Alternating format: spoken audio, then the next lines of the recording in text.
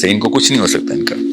साहिल भाई, हमारे प्रोग्राम का लास्ट सेक्शन है, वन लाइनर, कुछ नाम है, कुछ वन लाइनर क्वेश्चंस हैं, मुख्तसर से जवाबात जो भी आपके दिन में। मौलाना इसहाक साहब। मौलाना इसहाक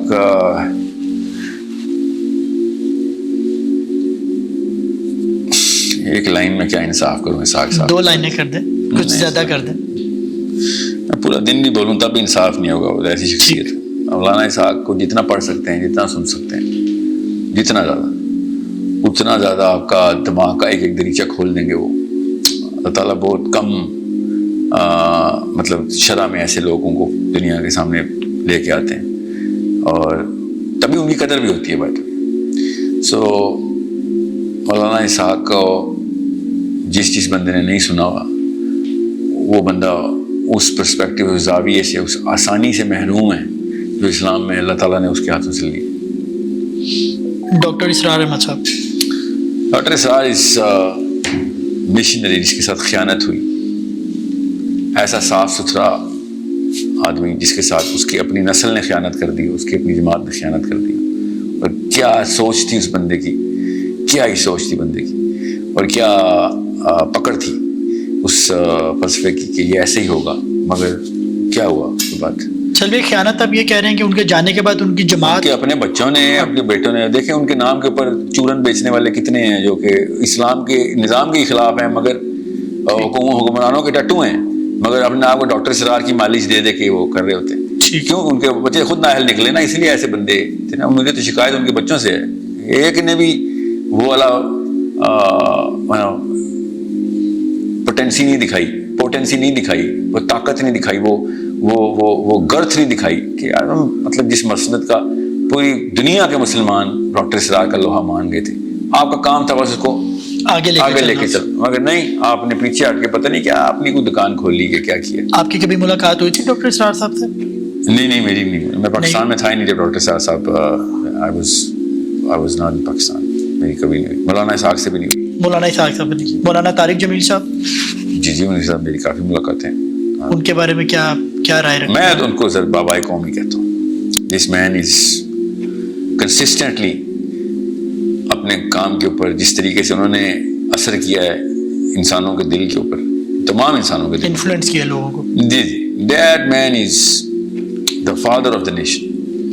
अल्लाह ताला उनको इज्जत दे, अल्लाह ताला उनकी ज़िंदगी और बरकत डाले ज़िंदगी में, और उनके घरों में भी, उनके घर के बच्चों में भी आसानियाँ दे, और उनको दुनिया और आखिरत दोनों में वही दर्जात अता करे जो कि बुलंद तरीन दर्जात अता करें। मैं I am in of of this man. अल्लाह ताला इस बंदे को जितनी आसानियाँ हों अल्लाह ताला दे। माशाअल्लाह। इंजीनियर मोहम्मद अली मिर्ज़ा साहब। Is another soldier. अल्लाह ताला से बड़े काम ले। अल्लाह ताला जो दीन का काम करता है सर, मेरे लिए वो अल्लाह का फौज। उनसे मुलाकात हुई आपकी साहिल भाई? कभी मुलाकात नहीं हुई? शाम अली ज़हीर साहब। अच्छा, वन लाइन चाहिए आपको? मैं क्या उनसे मुलाकात के लिए? नहीं, मेरी मुलाकात हुई। वन लाइन मुलाकात तो सारी बात है, टीवी शोज पे आपको हमने काफी दफा देखा। मुझे ना हर फिरके के ऊपर, हर फिरके पे, मेरा इनके लिए नहीं, बरेलवियों के भी होते हैं, बरेलवियों के भी, देवबंदियों के भी, कि जिस दिन हम ये सोच लेंगे कि हम बरेलवी हैं, जिस दिन हम सोच लेंगे हम देवबंदी हैं, या हम अहले हदीस हैं, या हम शिया हैं, मेरे फलसफे में आपका और मेरा दीन अलग अलग हो गया। हाफिज नईमुर रहमान साहब। जमात इस्लामी वाले? जमात इस्लामी वाले। मुझे तो कुछ नहीं पता सिवाय इसके कि जमात इस्लामी ने मुनव्वर हसन के अलावा मौदूदी साहब के बाद कोई ऐसा काम का बंदा नहीं दिया जिससे कोई भी बंदा इंस्पायर हो सके। Munawwar Hasan is the only person who was worth presenting to the Pakistani demographic, या दुनिया के सामने कि भाई सोच ऐसी होनी चाहिए। मुझे नहीं पता इनका, तो मैं क्या राय का, इतना था मुझे पता है कि इनके मंसूरा में बैठ के मैंने पॉडकास्ट किए अभी पिछले साल। अच्छा, रिसेंटली? ओके। अगर डर गया सील कर दी। डरपोक लोग, ये लोगों ने इस्लाम की बात, जमात इस्लामी तो ना बोले ना इसको, सील कर दिया जी। डर गए कि वो ये क्या बातें कर रहे हो, ये तो हमें मरवा दे। शर्म आनी चाहिए तुम लोगों को। اور سلمان صاحب آپ کو تو دگنی شرم آنی چاہیے، جن کا نام میں کیوں لے رہا ہوں، میڈیا کے ہیڈ ہیں ان کے. تم جماعت اسلامی تو نہ کہو یار، جماعت پاکستانی بول دو، جماعت جو بھی بول دو، اسلام کا نا. میں نے اس سے کہا نا اسلام کے نام کے اوپر یہ کام کرتے ہیں نا تو بچہ کنفیوز ہوتا ہے کہ اسلام میں چیزیں الاؤ ہیں، اسلام میں نہیں الاؤ. سر منور حسن اس لیے نام لیا میں. شرم کریں آپ لوگ کہ آپ نے، میں نے ایسی کون سی بات کی تھی؟ جب تک آپ پوری پوڈ کاسٹ چلائیں گے نہیں نا تب تک لوگوں کو بھی نہیں پتہ چلے گا. میں نے بھی جان کی کیوریوسٹی کا بیج بویا لوگوں کے اندر. کیسی میں نے کیا بات کر دینی ہے؟ ٹانگیں کانپ گئی آپ لوگوں کی کہ پتہ نہیں کیا بات ہے. تم اتنے ڈرپوک لوگ ہو، اسلام کی باتیں کرتے ہو، جماعت بولتے ہو، جماعت. اس سے مجھے بہتر تو سنگل پوڈ کاسٹر ہوتے ہیں جو ڈرے بغیر کہتے ہیں ہاں حق بات ہے، اگلے دن مر جانا ہے، مر کے اٹھنا ہے بھائی ہم نے آخرت میں. شیم آن. سلوی اینی آئیڈیا کہ وہ کون سی ایسی بات تھی جس کی وجہ سے انہوں نے وہ پوڈ کاسٹ کا؟ کافی ساری تھی. ایک تو بچہ جو انہوں نے بٹھایا ہوا تھا وہ خود کہتا ہے میں ہوتی جماعت کا نہیں ہوں. میں نے کہا تفہیم پڑھی ہے؟ اس پہلا سوال کہتا ہے نہیں میں نے تو نہیں تفہیم پڑھی. میں نے کہا منصورہ میں کیا کر رہا ہے؟ کہتا ضروری تو نہیں ہے، کیا ہوتا میں پی ٹی آئی کا ہوں. میں نے کہا پی ٹی آئی کے تفہیم نہیں پڑھتے کیا؟ وہ کیا ہو گیا تیرے، اور تو کدھر بیٹھا؟ اس کے بعد بھی بڑی چیزیں پڑھتے، مگر وہ بچہ وہیں پہ فلیٹ ہو گیا تھا کہ یار یہ کیا ہو. میں نے کہا میرا نیچرل مفروضہ تھا منصورہ میں بیٹھا ہوا جماعت اسلامی کے سینٹر میں، وہ بچہ انٹرویو کے لیے بیٹھا ہوا ہے گلابی شلوار قمیض پہن کے. تو میں نے اسے پوچھا بھائی تفہیم پڑھی ہے؟ پہلے اور بھی باتوں پوچھا. میں نے کون سا کوئی کنٹری لینا تھا، میں نے ساری کی ساری ریفرنسز تفہیم سے دینے تھے نا. تو میں نے کہا آپ نے تفہیم میں یہ پڑھا ہوگا. جی میں نے تفہیم نہیں پڑھی. تم تفہیم القرآن نہیں پڑھی ہوئی، تم منصورہ میں کیا کر رہے ہو؟ وہ بھی تمہیں کسی نے ہوسٹ بنا دیا. نہیں میں یہاں پہ جاب کرتا ہوں. بہرحال میں اس بچے کے بارے میں بات نہیں کر رہا ہوں. اس بچے نے تھوڑی پوڈ کاسٹ بند کی. آپ نے ایک نٹھلا رکھ بھی لیا تھا تو خیر اتنی ہمت تو رکھتے. باتیں کرتے ہیں بڑی کہ آپ کو بہت اسلام کا منشور آپ کے پاس ہے. یہ اسلام اس طرح کی کرتوتوں سے پتہ چل رہا ہے کون سا منشور ہے آپ کے پاس. By the way People Party کے پاس بھی وہی منشور ہے، نواز شریف کے پاس بھی وہی ہے کہ ڈر کے رہ، چرپائی تھلے چھپ جا. یہ منشور اسلام کا نہیں ہے. بڑے دیکھے ہیں ہم نے جو چارپائی کے نیچے چھپے ہوئے بیٹھے ہوئے ویٹ کر رہے ہیں پرائم منسٹر شپ کا. ہاں آپ پہلے نہیں ہے، وہ اپنے آپ کو جماعت اسلامی نہیں کہتے تھے، بس یہ فرق تھا. بس اس لیے ان کی تھوڑی بہت عزت رہ جاتی ہے کہ یار میں شروع سے چچوندر تھا، بعد میں بھی چچوندر رہوں گا. ٹھیک ہے آپ نے نام اسلام کا لگایا، بس کام سارے کے سارے آپ نے وہی کیے ہیں کہ جو بل میں چھپے ہوئے جانور کرتے ہیں. عمران خان صاحب، آئی پرسنلی بلیو کہ عمران خان کو اگر پی ٹی آئی جیسے لو سائیکالوجی انفیریئر سائیکالوجی کے بونے نہ ملتے تو وہ بڑے کارنامے کر سکتے تھے.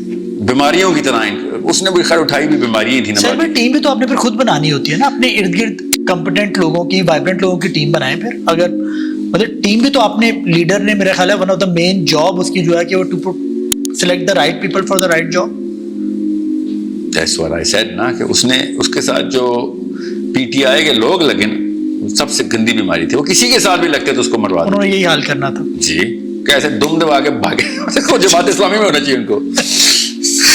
اس نے جماعت اسلامی کے بندے اٹھائے میرا خیال ہے، ایسے ایسے کر کے ڈر کے بھاگے. ہمارے وزیر اعظم جناب شہباز شریف صاحب تو آپ کے ہیں میرے وزیر اعظم. اچھا میرے وزیر اعظم شہباز شریف تو صاحب، میں تو ان کو آپ نہیں مانتے ان کو؟ میں کسی بھی ایسے بندے کو اپنا امیر نہیں. اور بھائی میرے آخرت میں سوال میں نا کیوں میں امیر مانوں گا اس لوگوں کو جو اللہ کے نظام کے علاوہ کسی اور نظام کو نظام مان لینا طاغوت ہوتا ہے. سر میں نہیں مانتا اس کو. ٹھیک. پاکستانی علماء حل کا حصہ ہیں یا مسئلے کا حصہ ہیں؟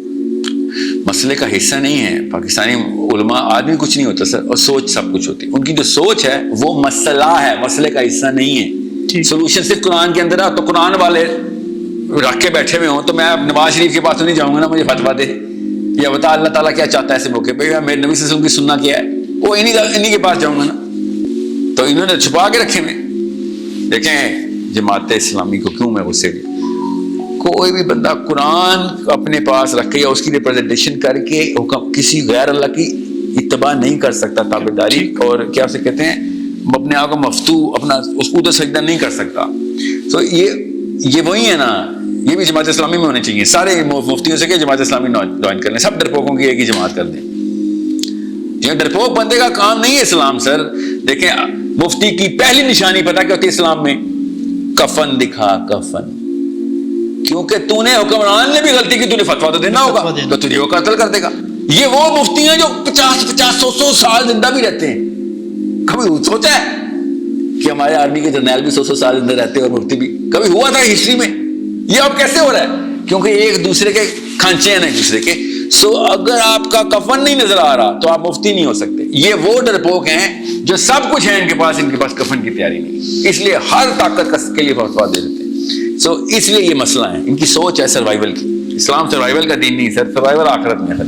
دنیا میں کسی نے نہیں بچنا, چاہے وہ پاور میں ہو چاہے وہ کمزور ہو, وہ چودھری ہو یا کمیاں بال ہو, کسی نے بھی نہیں بچنا سر. جب آپ کو پتا کہ نہیں بچنا تو پھر اس شعبے میں نہ آئے, کیونکہ ادھر موت کا نہیں ہوتا, پہلے دن سائن کرنا پڑتا ہے کہ استاد فتوا تو فتوا ہوتا ہے, آپ نے اللہ کا نام لگا دیا ہے, کوئی نواز شریف اللہ سے اوپر تو ہو نہیں سکتا, تو یا تو آپ اللہ کا کلام بیچ دیں گے یا نواز شریف کے سامنے اپنی انا بیچ دیں گے, کہ دونوں طرف سے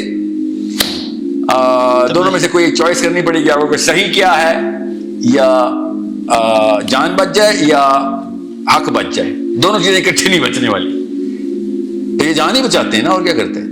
اور پھر پتہ ہے کہتے ہیں ایک انسان کی جان بچانا انسانیت کی جان بچانے کے مترادف ہے. یہ وہ بے شرم ہے, جیسا کہ حدیث لکھی وہ اپنی جان بچانا, حالانکہ اپنی جان بچانا نہیں ہے, کسی کی جان بچانا. سمجھ رہے, انہوں نے اپنی جانیں بچا کے اپنے بچوں کو بھی بتایا ہوا ہے کہ دیکھو میں بچ کے آ گیا نا, اتنا بڑا مفتی ہوں میں. سوچیں ذرا, صحابہ نہیں بچے شہید ہو گئے, تابعین نہیں بچے شہید ہو گئے,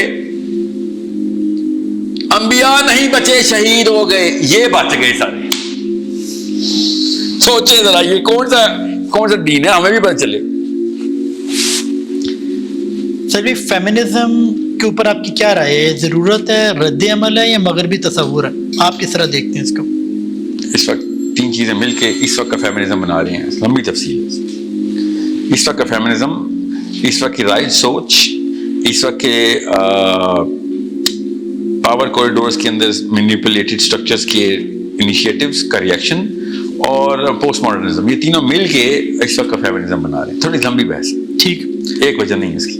سر پاکستان میں کوئی ایسی شخصیت ہے جس کے ساتھ آپ علمی مباحثہ کرنا چاہیں گے؟